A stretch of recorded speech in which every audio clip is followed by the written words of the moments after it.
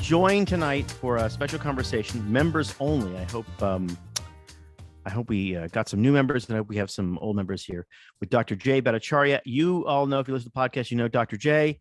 I refer to him as my personal COVID physician. When I was struck down with the virus in December, almost a year ago, Jay was the lifeline who told me, you told me a bunch of things. You told through Scott, you texted me a bunch of things. But I just want to go through that. That was the state of play in December 2020.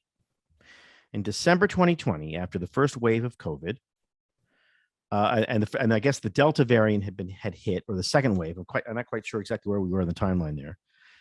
I was in Dallas with my family. We were all together. There are some people I tell this story to, and they say, well, you got what you deserved. How, on a scale of 1 to 10, 10 being really, really dumb, 1 being, not that dumb. How dumb was it for us all to go to Dallas? My brother and sister-in-law and niece and nephew live in Dallas. My mother and I traveled there. My mom's 82, and I am not 82, but, no spring chicken. Were we dumb to do that a year ago?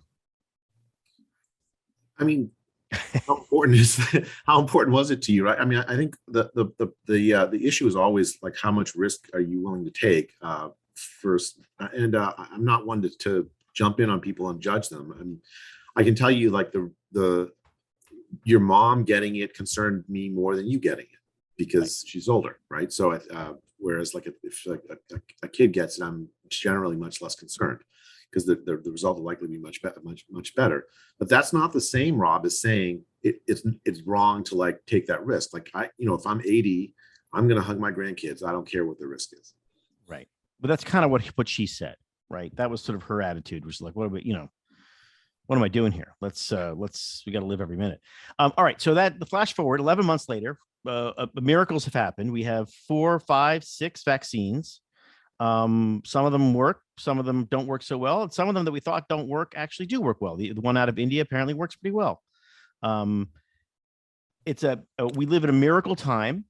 Not only now do we have vaccines, but we have, from my count today, 2 drugs that have showing promise in treatment. Is that roughly right? Am I missing something?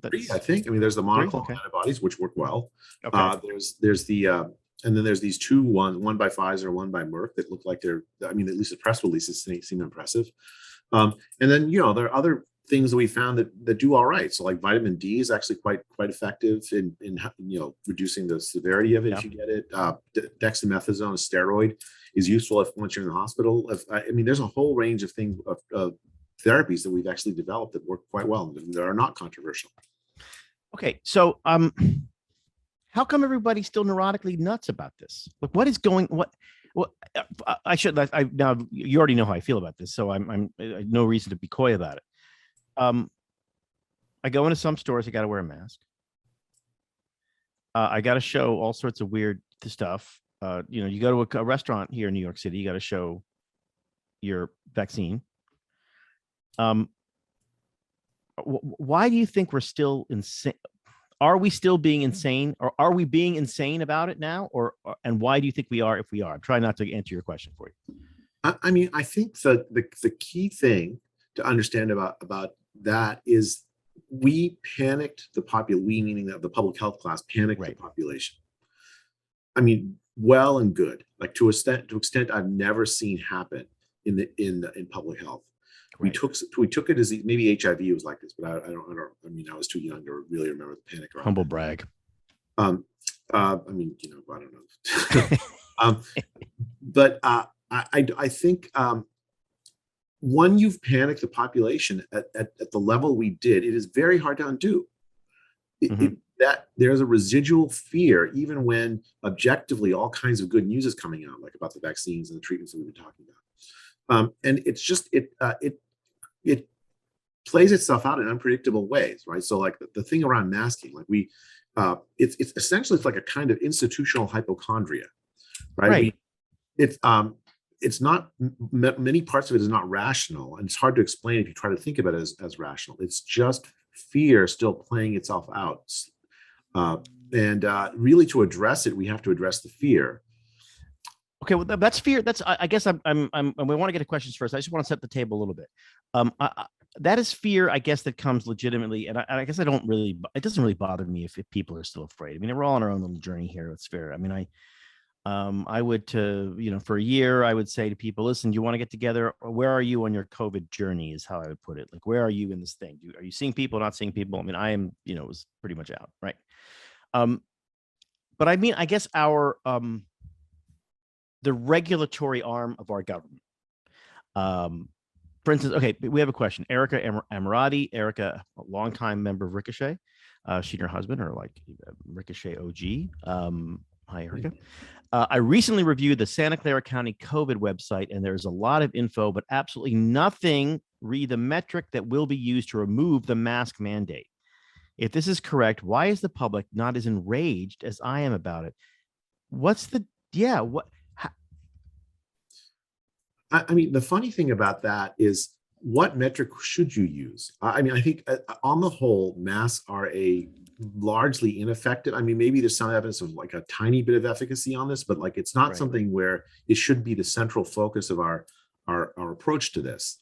And certainly, like the social division caused around masking has not been worth the trouble.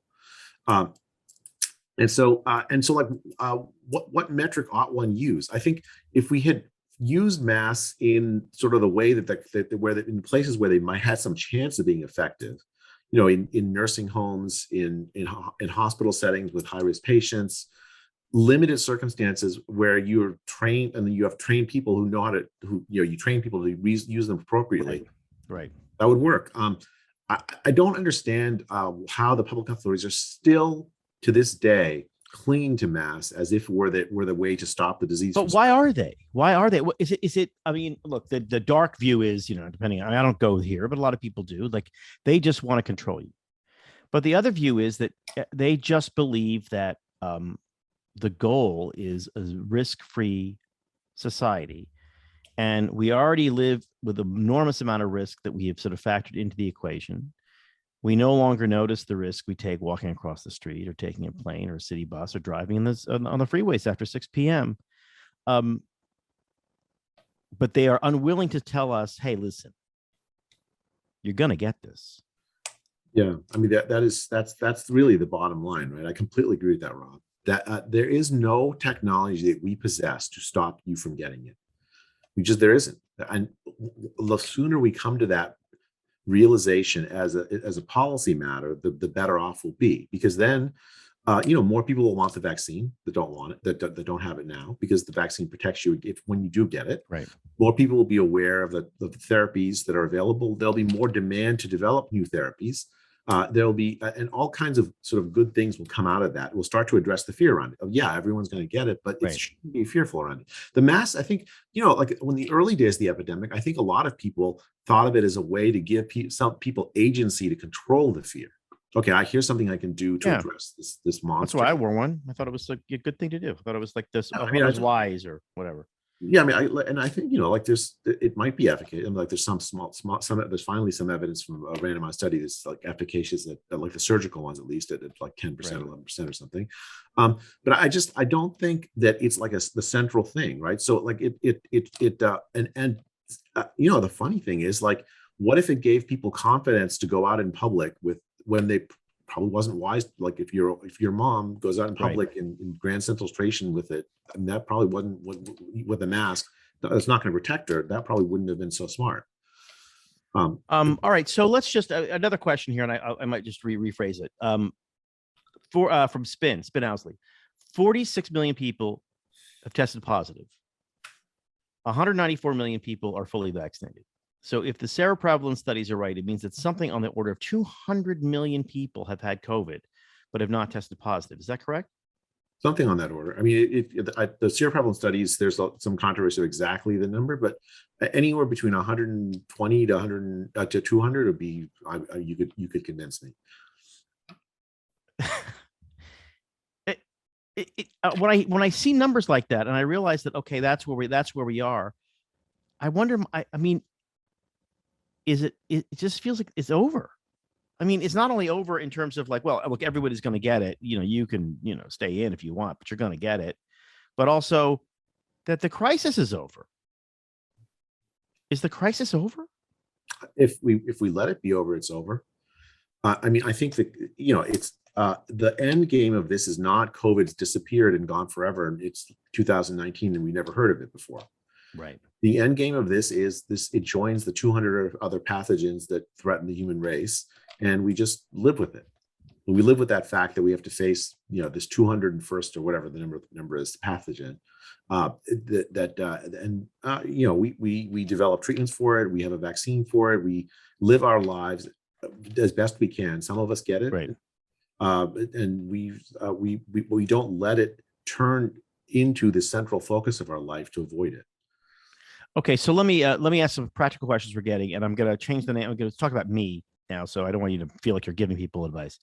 Somebody asked a question about getting a booster at 63 after 2 Modernas, March and April.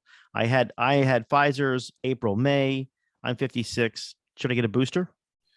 Well, I think it depends on if you had it already. Like, I think first of all, I should say. Oh, I had it. I turned that into a 6. Okay, well, you're asking in general, so I will answer. Yeah. I think the evidence base around boosters is much worse than the evidence base around the original vaccine. Like the original vaccines had these like long trials with certain, the people in them. That we had a little more safety data around this. A lot, a fair bit. We didn't have it long enough, I think, to establish that it wouldn't stop disease spread. I wish we'd had that. But for the boosters, the evidence base is much worse than that. It's just there's right. just limited evidence base. So it makes answering that question hard. And so a lot of people, what you'll see when you're asked them about who look at the data, go, well, they're hemming and hawing because of that. So we're kind of in an extraordinary circumstance where we're like making recommendations for a population at large, whether or not to take this thing, when we just don't have like fantastic evidence. Okay, so let's be pragmatic about this. Then, if the evidence isn't perfect, the vaccine protects against severe disease at least up to 6 or 7 months after you've got it. 90%, 80%, somewhere in that range. It's quite good at protecting you against severe disease. That means hospitalization and death. That's just the original. If it doesn't protect against transmission after a few months, so at 5-6 months, it stops. The protection against transmission gets to much lower. So it doesn't. You might still get it even if you're vaccinated. If now. And 6 months. So 6 months later, just because I'm confused by this, right? So you get the vaccine and you got 6 months. You're pretty good for 6 months, say, and after 6 months, you start getting a little weaker. Not only in your susceptibility to it, but it's your inability to transmit it. Yes. Okay. All right. Yeah. I mean, I think that if you get it, you can transmit it. That's just maybe the vaccine protects slightly against the transmission if you get it, but it's really not worth talking too much about. I don't think. I think if you get it, transmit it, but you're still protected against severe disease. Now, at 8-9 months, which is what we're talking about for many people that were vaccinated, like 8-9 months ago, like especially older people, we don't know how well the protection against severe disease lasts. It's not unreasonable someone in that position to get the booster. So I think the bottom line is yes. Now, should you get it, Rob? Well, you also already had COVID in addition to the vaccine. I'm a superhero at this point. Yes. Yeah, actually the same thing for me, right? I got the vaccine and I got COVID. I don't think that pragmatically, I just don't think that there's any argument like based on the data we have. There's not a good argument to, in addition, it's like getting a 4th shot or 5th shot, right? So I guess I'd say if you've already had it and already been vaccinated, I don't see any good reason for a booster at this point, even if you're older. On the other hand, if you don't know for certain you had it, you think maybe you've had it, then get the booster. I think that's okay. Like if you know for certain you've had it and you already were vaccinated, I think boosters are all right. If you're young and you were vaccinated already, do you need the booster? There, I'm less enthusiastic about that. Again, the data aren't all that good, so I'd say I'd say it's completely reasonable not to get boosted if you are young and already been vaccinated, even if you haven't already had it. Is it still true that what I've been saying to people? I'm going to just indict myself when I talk to people about this stuff, I almost always say it in a knowing, I know everything tone of voice, which I, of course, am very good at, even though I don't know anything. And I almost always use channel you. I don't actually credit you because why would I give you the credit of being so smart? I'll take it. And is it true that children in general are basically in great shape, just statistically compared to the other respiratory diseases they could get, and the serious illness that comes from those diseases? Kids are fine. What are we worried about with kids? Yeah, I mean, I think for a kid with no chronic conditions, which is the vast majority of kids, their response to this virus is amazingly mild. Like the number of kids, especially healthy kids, that have died from this virus is smaller than a typical flu season, and that's 20 months in. Or than the common flu season. The flu tends to be more dangerous to kids than this virus, and that's with a vaccine for the flu for the kids. Is there a downside to these vaccines? I mean, is there like Richard Easton asked if there's a danger of over vaccinating? Yes, there is, and that's true for any medical treatment. And then for this one in particular, for young people, for especially young boys and young men, the mRNA vaccines have a risk of myocarditis, heart inflammation. One in 5,000 to 1 in 10,000. You can pick your favorite number in between there. So it's nothing. No medicine is risk-free, and nor is this. So right. You always are going to think about the benefit relative to the risk. That's what you do in medicine, right? So here you have a vaccine where you have a disease where the kids really don't face a severe risk from getting infected. Right. You have a vaccine which has some risk. Now, like take myocarditis. It's interesting. Like there you have a side effect that can happen with the vaccine, moderate, right? 1 in 5, 1 in 10,000. Now, should you compare? Now, COVID actually also can cause myocarditis. So you might think, I'm going to compare the vaccine versus COVID for myocarditis for risk for young boys or something. But in fact, what you want to do is you want to compare the vaccine versus the vaccine and then COVID, because you can't avoid getting COVID with the vaccine. So, right. It's not clear at all, actually. So is it possible that the problem here is that we simply aren't used to living in a world that we're not used to living in the world that we actually live in, where there are these uncertainties, and they've always been uncertain, and we have a hard time accepting that? I mean, it does seem to me that like at a certain point when you're arguing with people about this or even debating it, it comes down to ultimately your worldview, whether you believe that there's a zero COVID possibility or whether you don't. And it just seems to me there's no zero COVID. It's endemic, I guess is the term, right? So what are you going to do with it now that it's here? I mean that's it. And especially when you're talking about kids, we're talking about tiny risks on both sides. Like, people getting very, very excited about one way or the other, but really we're talking about tiny risks. Yeah. I think just leave it up to the individual doctors, the individual parents and their kids talking with their doctors about whether it's right. I mean, I guess the rule I'd say is like, if your kid has some chronic conditions or some reason you think would put them at higher risk for the disease if they were to get it, then get the vaccine. If not, then, well, I mean, it's reasonable not to. Certainly shouldn't be mandated. Leave it up to patients. So, I mean, along that line, Happily Unoriginal, who's a Ricochet member from New Zealand, has posted this because, of course, in New Zealand, I think it's like whatever it is, 2 a.m. on Thursday or something. Dr. J, I was wondering if you had any comment on the approach of the New Zealand government the approach the New Zealand government has recently taken. I am a Kiwi, fortunate enough to call this beautiful and free country home, but I, along with many other Kiwis, are concerned about where things are currently and where things look to be headed. So what is the state of New Zealand now? And New Zealand is going for zero COVID, right? Well, I think they've actually finally given up, if I understand the policy correctly. Okay. So, but they did go for zero COVID for the longest time, right? So, and so what happened in New Zealand and Australia is the disease in March 2020 or February 2020 hit during their summer, right? Like the COVID low season. And it actually wasn't, unlike in the Europe and the Americas, it wasn't actually, 3, 4, 5% of the population that had already been infected then. It was like really small. They shut down international borders. They actually closed down they actually got to pretty close to zero COVID. Right. But then they isolated themselves, right? They wouldn't let foreigners in with long quarantines. They actually even wouldn't let expats in Australia. Can I ask you, so was that they got to zero COVID, but isn't that like, listen, I mean, I can lose 20 pounds, right? I could just take Adderall and starve myself, and I can lose 20 pounds, but I'm going to get it right back.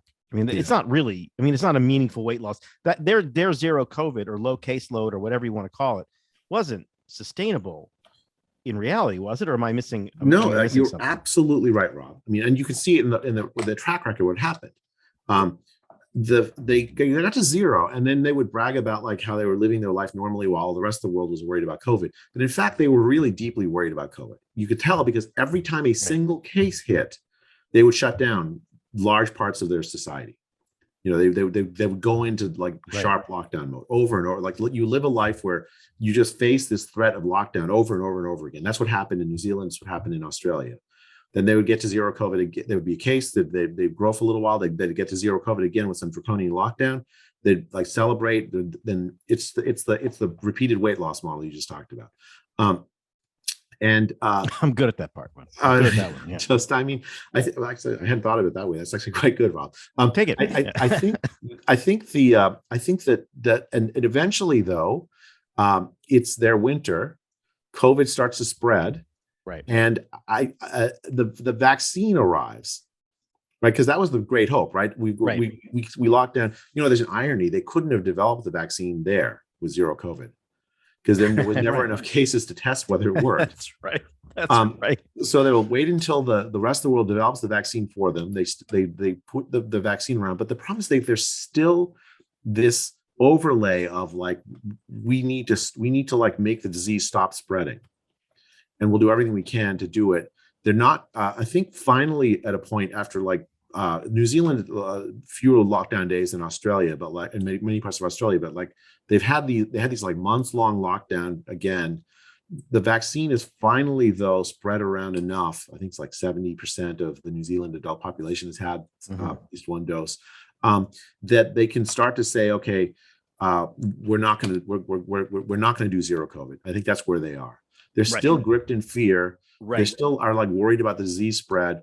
But they are actually in a place, they're actually not a bad place. They could, if they wanted to, just say, okay, we're done with trying to worry about stopping the spread of it.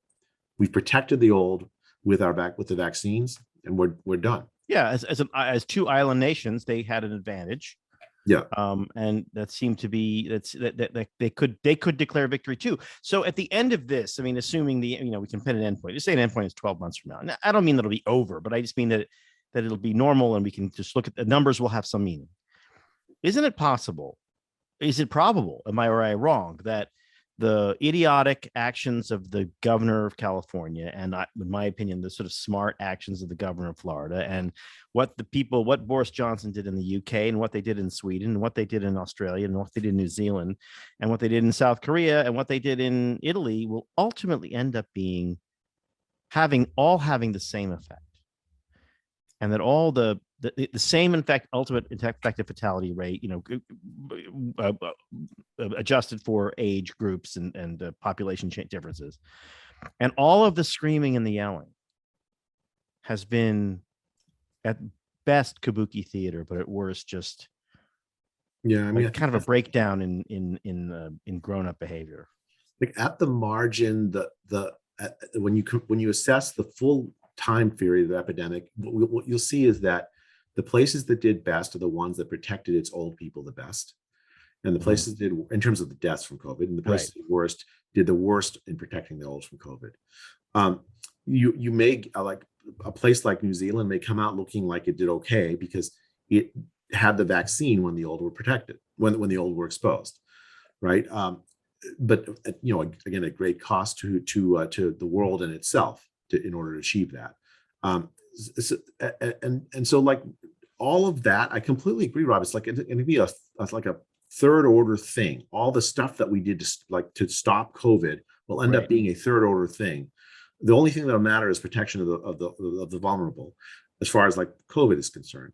As far as the rest of it is concerned, well, I mean, closing schools down has a long tail of harm for the children that skip school, Right. often old, Right. like poor people, like shutting our economy down, putting 100 million people at the brink of poverty worldwide, get $3 a day of income or less. That is going to sting for a long time. Tens of millions of people thrown into hunger, starvation, hundreds of thousands of children dying of starvation. That's going to sting. The missing, the treatments for hundreds of millions of tuberculosis patients. That's going to sting. There's a long tail of these lockdown harms that we are going to have to face for a very good long time. Well, I know we have a couple other questions about that, but before I do, I want to. Danielle Scheel has asked a question. She said I teach high school, and 2 colleagues have spouses with compromised immune systems.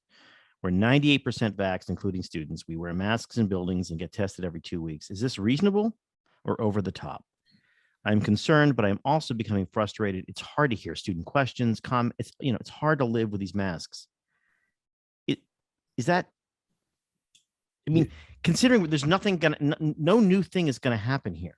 We have the fact there's nothing else to happen. Rob, it's like, let's go back to what you said earlier, because I think you nailed it. It has to do with risk tolerance, right? Okay, so someone with compromised immune systems, I mean, I feel for them. They face many risks, not just COVID. And COVID is one additional risk to throw to the pile. So they are going to have to continue to be careful. But the rest of the population,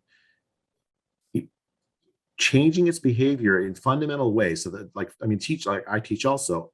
Teaching with a mask is a very frustrating experience. Like, a lot of it has to do with how students see my face, how they react to me, hearing me, and all this other things that you just can't do. I mean, you do show business. I mean, looking at people's faces matter, right? I think unfortunately it does, right?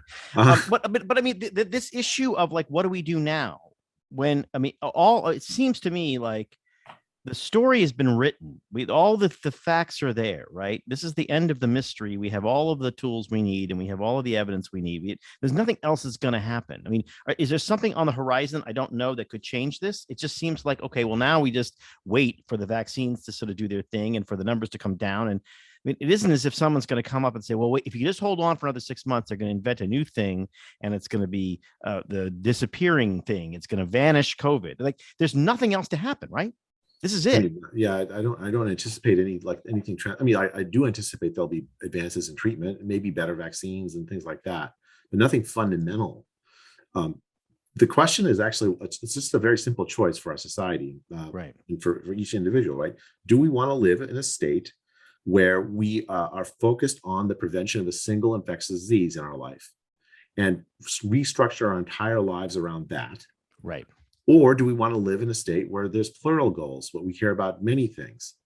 And we may take some precautions, but I wouldn't go over the top precautions. If I'm in a place where there's alligators all over the place, I'll probably watch out for alligators. But I'm not going to, in my life, generally watch out for alligators. But we keep talking about schools, though. Are schools places where this happens? It doesn't seem like a school is a place where you're really, or am I wrong? Are schools a place where people are at some kind of elevated risk? Yeah, the schools, especially young, where kids are, like small kids, are not super spreaders. In fact, they're safer than most of the rest of society. Sweden, better close them then. Yeah, it's crazy. Like, Sweden kept its schools open through all of 2020 and before the vaccines.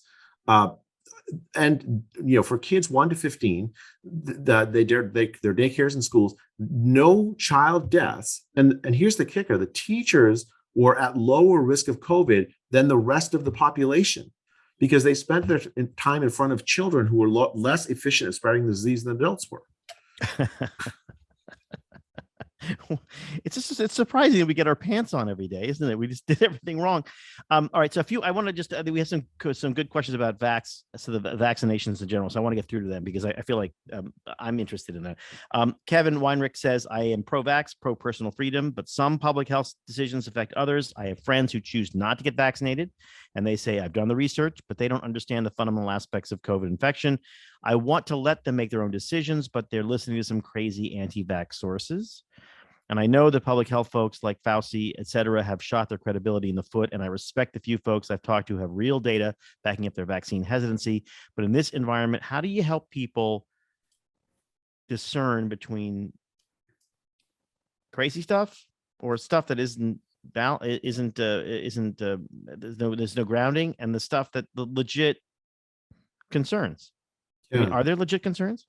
I mean, with every medicine, there's legit concerns, right? You're taking medicine; it's always a trade-off of like side effects versus benefits. Right. I generally think this vaccine is quite good. I think that the benefits outweigh the harms from like many people. How do I convince people of that? Well, by start by not bullshitting them. I want to tell them here's what the data actually say, and acknowledge when there are legitimate concerns and help put that in context. Right. So let's just take actually one thing. Let me just get about the vaccine, but this vaccine relative to other vaccines. This vaccine protects you personally very effectively when you take it. Right. You're going to prevent severe disease from getting COVID. Just like I got COVID and I didn't end up in the hospital. I think in part because of the vaccine I'd had. At the same time, this disease is not very effective at stopping transmission. So it has a private benefit, but much less of a public benefit, which is different than many other vaccines. Many vaccines have both a public and a private benefit. So I could be around a whole set of vaccinated people and still face quite a risk of getting the disease. So to use this vaccine to discriminate between the unvaccinated and vaccinated people, it makes no sense. It's just discrimination for the sake of discrimination.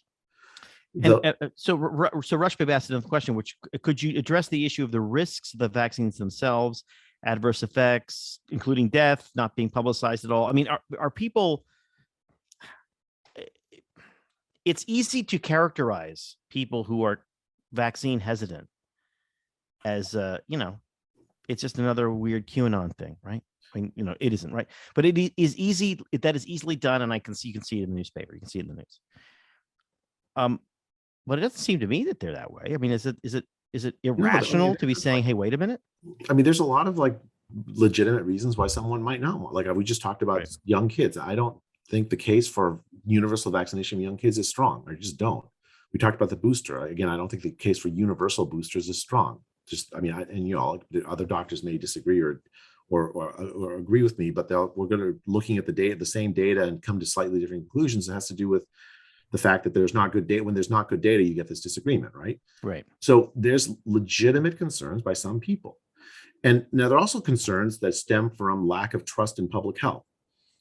I'm the last person to say that's illegitimate, because public health has done everything it could in this context, in the context of COVID, to earn its the distrust that people have in it. So I mean, we don't have to go into this, but I mean, people watching us and joining us now, they should know that it comes at no small price for you to be looking at numbers and then reporting what you see. Yeah, like that actually there has been a price that you've paid for rational, lucid explanations of. Yeah, I mean, that's actually an extraordinary thing. Anyone who dissents from what the orthodoxy gets hammered. That's a very weird environment to I mean, that's almost guaranteed to breed distrust, right? Right. At the same time, my job is to look at the data and tell people based on my training how I read it, interpret it, and try to make it as clear as I can to the public. And that's what I've tried to do. So here we have a situation where I think the vaccine really is a personal choice. It's a personal choice I would very strongly recommend for most people, but it's a personal choice. I think so. We start from there. There's no sort of guilt that I'm going to induce you, sort of put on you because you don't get vaccinated. I'll happily be your friend if you're vaccinated. If you're not vaccinated, I'll go traveling with you. I will. I mean, and your logic there is you've been vaccinated. Yes. So you're not in any elevated risk. You're a diminished risk. Right. That all they are doing by being unvaccinated is they are increasing their own vulnerability. But it's not like if you get vaccinated, you're a better citizen of the world. Yeah, I mean, I think the marginal benefit to others from this vaccine is relatively small compared to many other vaccines. And the risk of COVID to me, even before the vaccine, I'm 53. My mortality risk from COVID was 0.2%, 99.8 survival. I personally would happily have taught pre-vaccine to a full room of 20-year-old Stanford students. That would have made me happy. I was deeply unhappy I had to teach over Zoom. It's not very effective. It's not as effective. Right. And my teaching is my vocation. I couldn't do my vocation. That made me really unhappy. So I think this is one of these things where, like, public health should not be inducing this kind of social division that it has, this vaccinated, unvaccinated division, where we created this underclass of people that have made the wrong, QAnon choice. That was a huge mistake. Yeah. It's because it's the people have legitimate concerns. We answer the question legitimately, and if I do my best and try to explain the data, and I still don't do a good enough job to persuade somebody, well, that's on me. It's not on the person I failed to persuade. Right. So a few more. We have a few more vaccine questions that I want to get to. Just before we can talk about this stuff. This is I gotta say, this is a classic Ricochet member question, Tony C. Because Ricochet members will, like, you say no dumb questions, and they give you all these questions that are just sort of like incredibly professional sounding, and that, like, I have to read carefully because they're smart. My understanding is that both mRNA vaccines cause your immune system to specifically target the spike protein, but that the J&J vaccine, in addition to causing you to develop an immunity to the spike protein, also causes you to develop an immunity to other parts of the surface of the virus. I'm reading that like I know what those words mean, but I know that you know what those words mean. I know that Tony C knows what those words mean.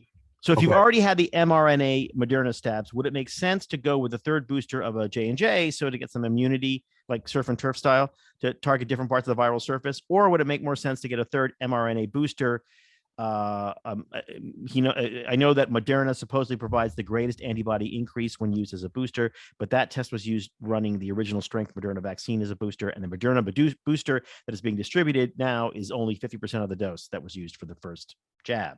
So that makes sense to you, and let me explain the question. Okay. And actually, you're right. Your listeners are, like, incredibly well informed. Although there's one thing that's not quite right in that question. So Yeah. Okay. So see, Tony, the mRNA technology. I mean, he's like, let's be kind, Rob.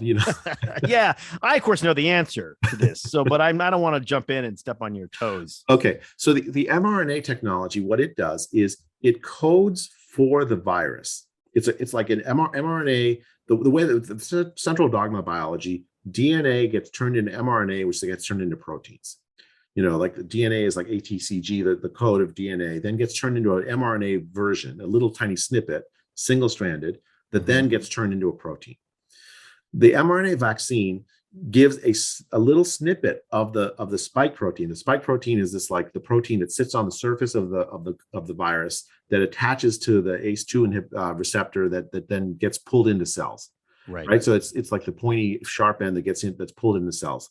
The mRNA vaccine puts a little snippet of that spike protein into your cells where it's injected, and maybe potentially other places, but mainly where it's injected.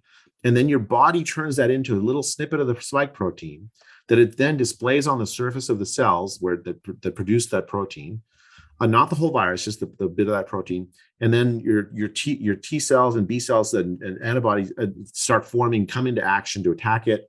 Your body then remembers how to attack that spike protein. So when the next time when you see the COVID virus, you remember how to attack it, right? That's the mRNA vaccine. Yeah. The unique thing is it's like it basically takes advantage of this ability of your cells to take mRNA and turn it into a protein to produce the antigen that causes your immune reaction that then makes you remember how to deal with it. The Johnson & Johnson vaccine is actually very similar in that way, except it's not introduced into the cells via this nanoparticle mRNA thing. Instead, what happens is it's written in the code of a different virus called an adenovirus. Mm-hmm. The spike protein is written into the code of an adenovirus. Adenovirus is like a common cold virus. There's a modified common cold virus. I don't think it replicates, but what it does is it injects itself into a cell and then causes the cell to produce more spike protein.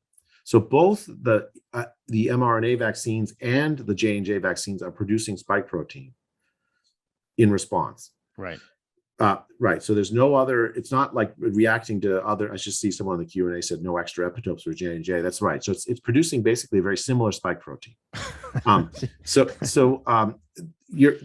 kind of response you're getting, the immune response, is actually similar for the J&J, and as far as the immune, like what the immune system is reacting, similar for the J&J and the mRNA vaccines. There may be some small differences, but it's not capturing all of the other proteins that are part of the virus.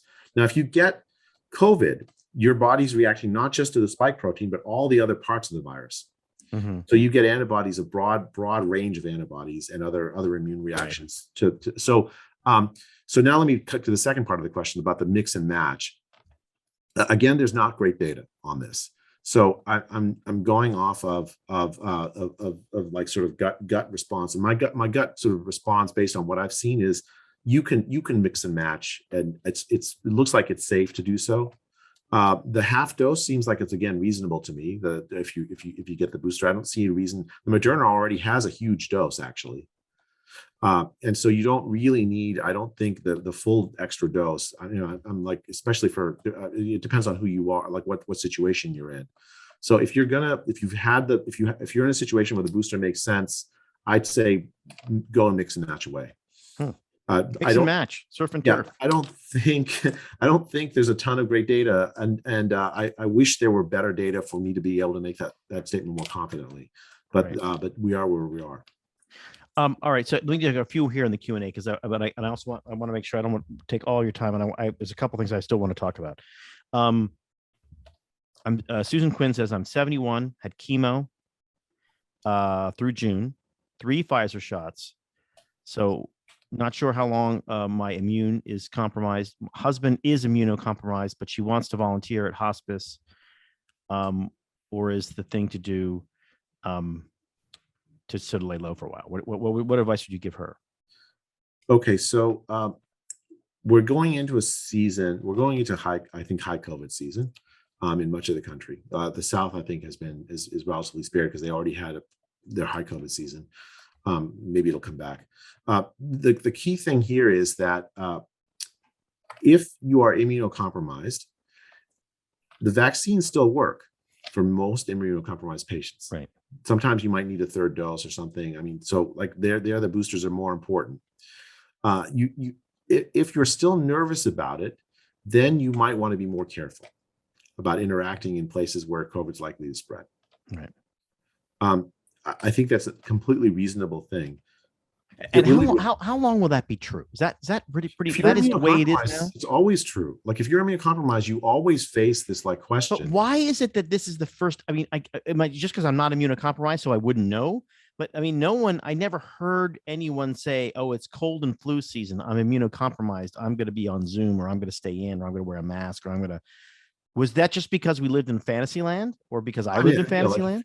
You give advice to patients and with their immunocompromised, and that's what you tell them. It's like, you want to be careful. It's if you're a high risk patient, you want to that's always been the advice. It'll continue to be the advice long. It was advice before COVID. It'll continue to be the advice after COVID. And then people make their own minds up. If the thing that they're doing is so important to them that they're willing to take the risk. I mean, like I said, I'm not in a position to tell you that don't do it because like it's important to you, right? That the thing that you're doing, hugging your grandkids, going to Texas for Thanksgiving or whatever it is, or Christmas is important to you. Why is that wrong? That's our entire life. We are always balancing risks, deciding what's important to us, and then taking action on the basis of knowing that there may be a risk in what we're doing, but it's worth it. So speaking of the seasonality of it, so seasonality is important. You said COVID season's back. Is that what we're gonna be saying that from now on? COVID season's here. Oh, I got COVID season pretty bad. Lori McGuire says, I'm curious about the number of deaths in the US. Apparently more people have died from COVID so far this year than last year. And this is after so many have been vaccinated and many of the high-risk persons died last year. Why would we have more deaths this year? Are the numbers not accurate? What is this telling us? I mean, that's a good question, and she's right. The numbers are higher this year than last year. I think what hasn't changed is the distribution of ages of deaths are still very, very tightly skewed toward the older populations. I think that there was some part of the population last year that for whom the lockdown actually did work. It was the richer parts of the population. They tended to be a little bit older. They call them the laptop class. Yeah, so I call them the laptop class, right?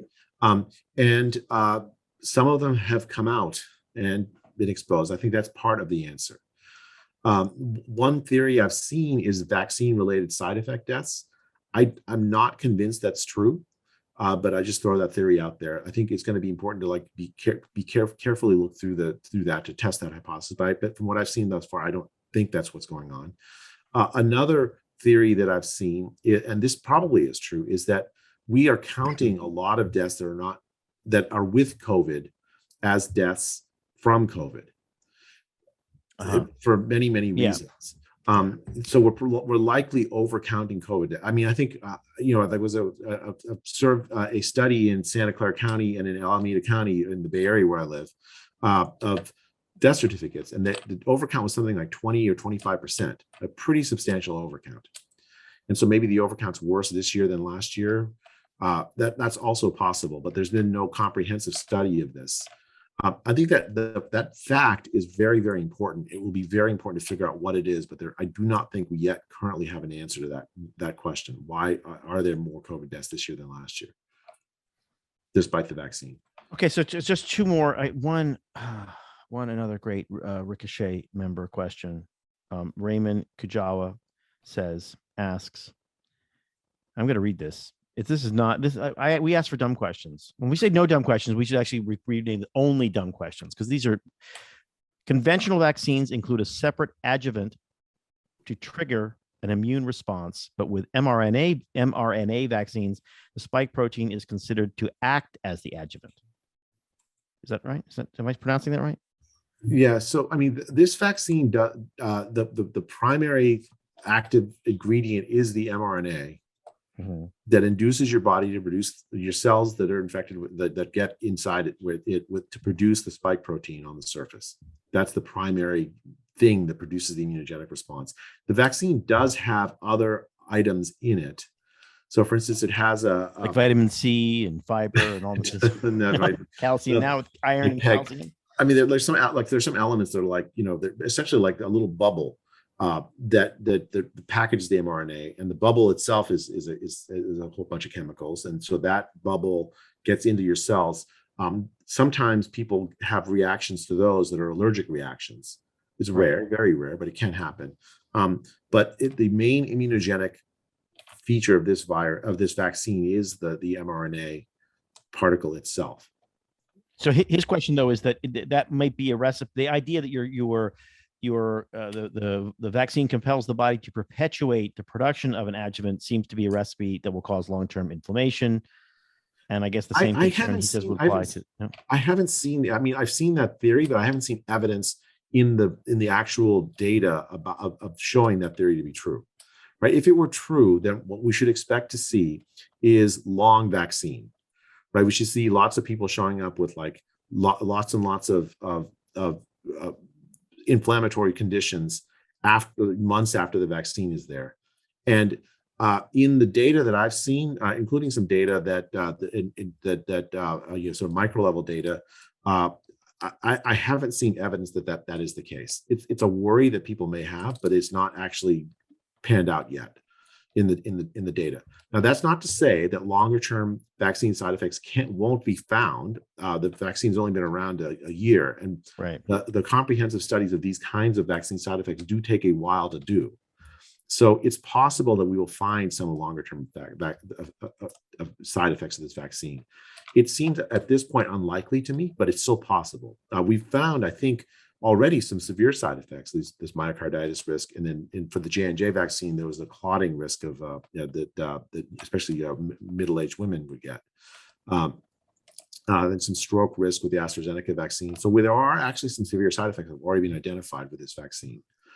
I do not believe that there's likely to be very long-term side effects from this vaccine. I think I was worried a little bit about pregnant women before, but so like there was a study that came out in the Journal of American Medical Association that found that there wasn't any change in spontaneous abortion rates, for instance, for pregnant women.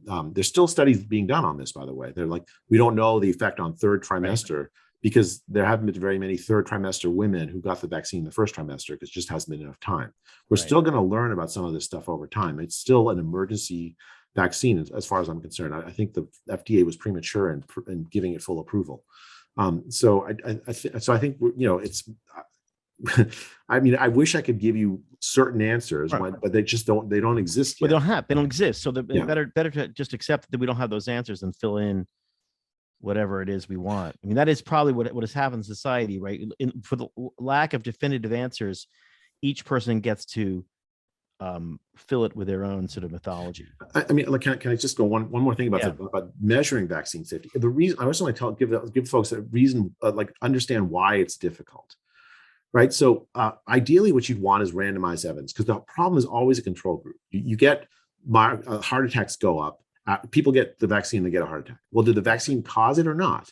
Well, you have to know what the baseline risk of heart attacks is in the group that got it. Ideally, you have a placebo-controlled trial and you've tracked them forever. This vaccine, the trials, at the end of the trials, the big trials last year, they vaccinated the control arm. Right, because it was working so much, they didn't want to let them. Yeah, right? It was because it was unethical not to. That means we're not going to have from the trials long-term side effect data. Right.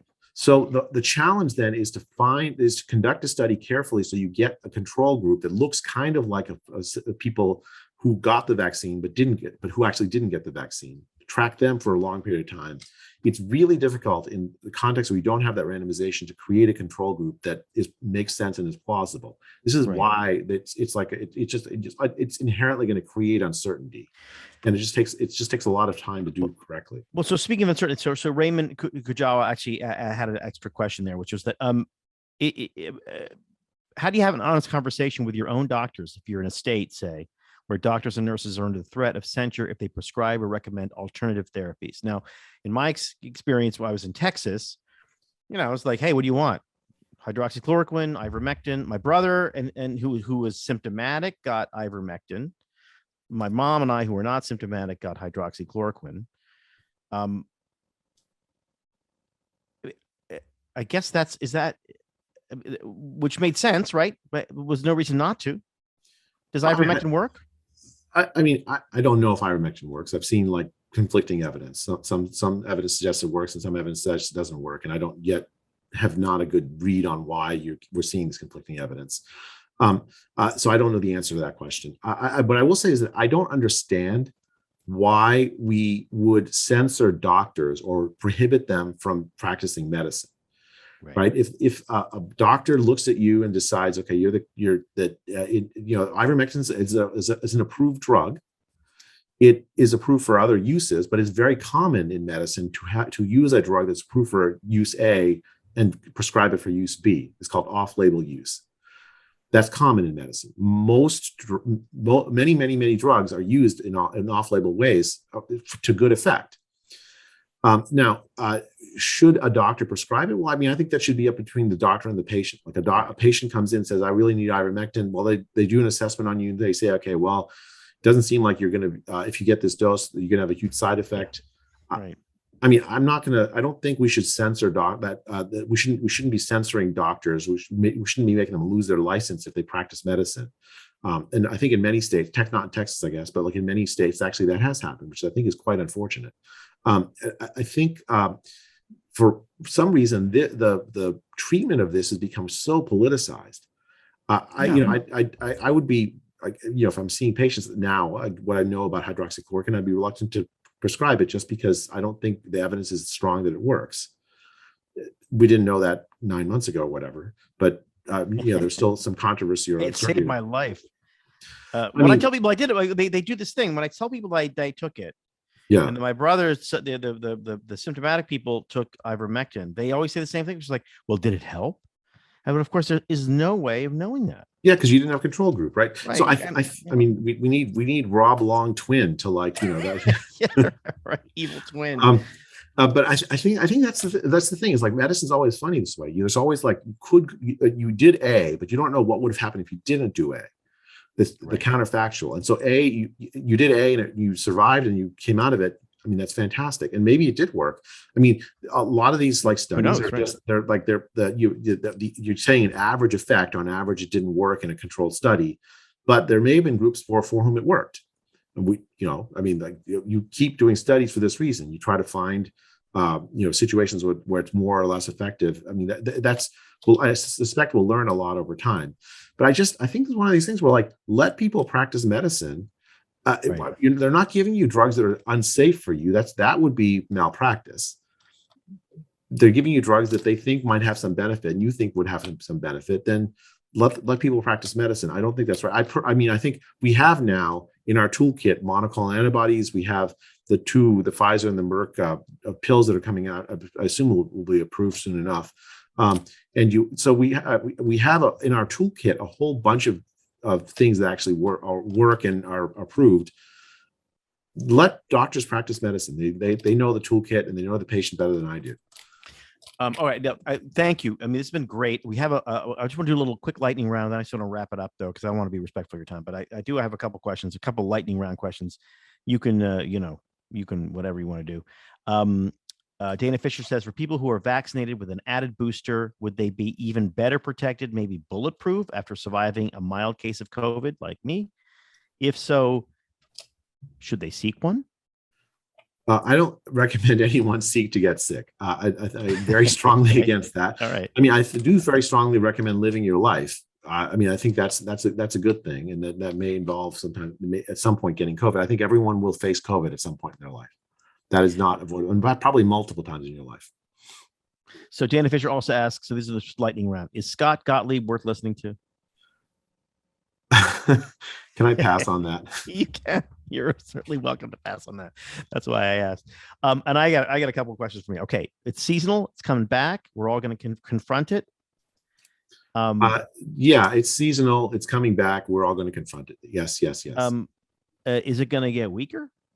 Is it going to get stronger? Is it just one of those things where it's the weather's getting colder. I'm going to get my sweaters out of the closet. Yeah, I think the long run. Am I going to get my? Should we keep the masks around? Is this what I'm trying to say, or just like that? So the long run of this virus is, it's not that the virus is weaker, but where we have learned how to deal with it better. Our bodies have learned how to deal with it better because we repeatedly exposed to it. Our immune systems are now tuned to like deal with it efficiently. It'll turn into a common cold, not because the virus is different, but because the immune response is so we've trained our bodies to deal with it. So we'll get it multiple times in our life, each time likely less severe than the last time. And it'll be a cold by the time we get it the third, fourth, fifth time or something. Okay. So we get stronger. The virus stays the same. Yeah, I mean, it mutates. It always mutates, but like it's actually been quite stable for a while. Like the Delta variant has lasted a full 11 months. It's amazing. Well, why is that amazing? I mean, the thing mutates all the time. It's just the nature of RNA viruses. When it replicates, it introduces errors in the RNA, and so the mutation is a feature. Is just a feature that the thing that the virus just does. The fact that the dominant strain is stable for such a long time tells you that the virus, whatever it is like evolved into some equilibrium with the ecosystem it's in. I mean, that means that it's like people are worried that you're going to have a new variant that escapes protection provided by the vaccine. Mm-hmm. Well, that hasn't happened. Speaking of escape, I mean, this was in a lab, right? I mean, between you and me and the Ricochet members, this was a lab leak. It doesn't make any sense otherwise. Yeah, I think it's a lab leak too, Rob. I think that it is very likely the outcome of some research program,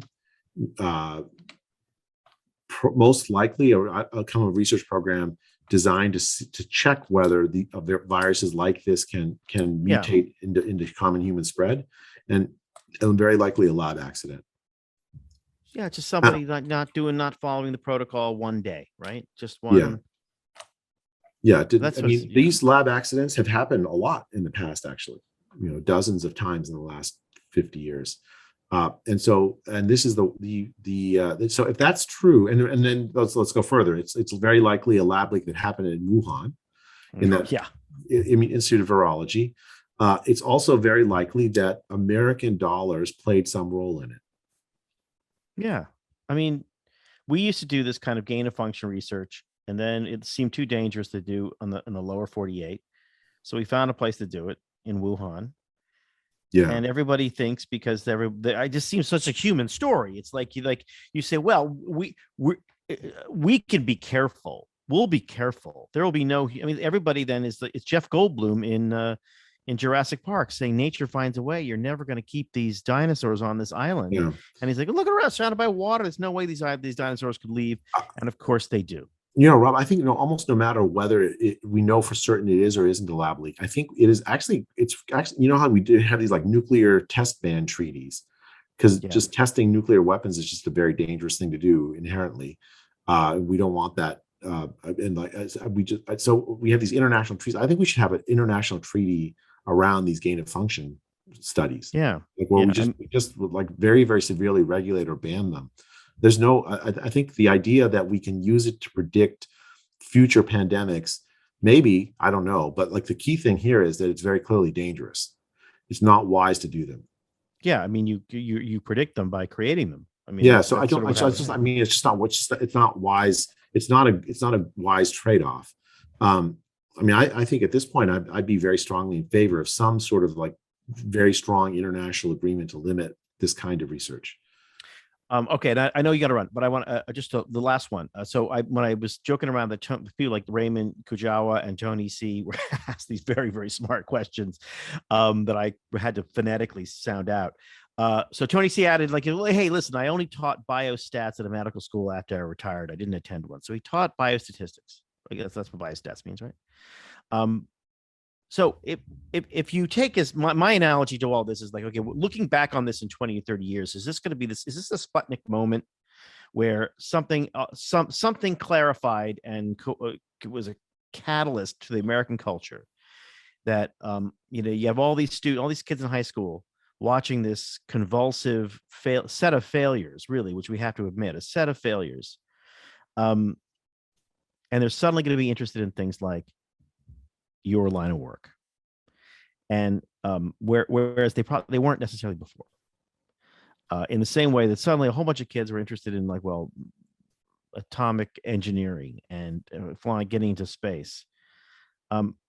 Is that a possible outcome here? I mean, I'm searching for good signs here. Do you see any evidence of that so far? I mean, I've actually think I have met during this pandemic people who I would have previously considered amateurs that are better epidemiologists than the epidemiologists that many epidemiologists I work with all the time. That just, it's incredible. Like people have trained, like they and it's really productive actually, because they're coming at it not with the same dogma. They're coming at it with new points of view. That is actually really refreshing. I hope that happens. I hope that I mean, I think we do need fresh blood, obviously. Like what has happened in public health and epidemiology and science has been, I mean, in some ways it's been a success, like the development of the vaccines and these therapies, but at the same time it's been a complete disaster in many, many, many, many, many other ways. And so I think a transformation of our sort of the work of science through fresh blood would be very welcome. And I think you're right. I think that a lot of people are now more interested in biology than have ever been before. Have you ever? This is the leading question. I'm going to let you go after this. Have you know? I mean, you're on a college, one of the great college campuses of the world, surrounded by smart, very, very smart people in a variety of disciplines. Is it ever surprised you just how dumb some of those people are? You know, the history professor who knows zero about this. Like, it just seems like there's a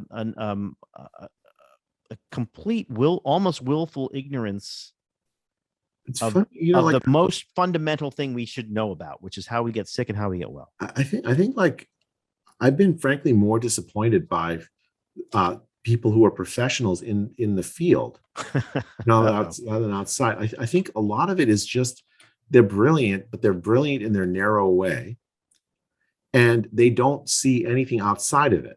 The historian actually helps in that sense, because they can like look and see, okay, here's how society's dealt with pandemics before, and here's a broader view. A lot of times the scientists and the epidemiologists who've been at the forefront of talking about the epidemic to the public are so narrow in how they think that it astonishes me, right? They talk about like they know all about these compartment models to try to forecast what the track of the disease is, and of course they've done very, very poorly. But they don't see the collateral harms from the lockdown. They don't understand that there are poor people in society that can't shelter at home, that are on the brink of starvation in poor country after poor country. They don't see any of this. They don't understand that there's like, you tell people to do X, and they'll do it, but they won't do it in the way you think they'll do it. Like you do contact tracing, right? Well, as soon as you put a contact tracing program in place, then now I get the disease. Now I'm starting to think, do I get tested at all? Because if I get test positive, now I got to go rat out all my friends. I mean, they're like these like second order effects that you have to think through, but they only see one thing, and they're just very narrow. So I think that has actually been a big disappointment to me. Yeah. But are you hopeful about the next? I mean, there's going to be another one, right? Oh, epidemics. Yeah. I mean, it's just, we're human, so there's going to be epidemics.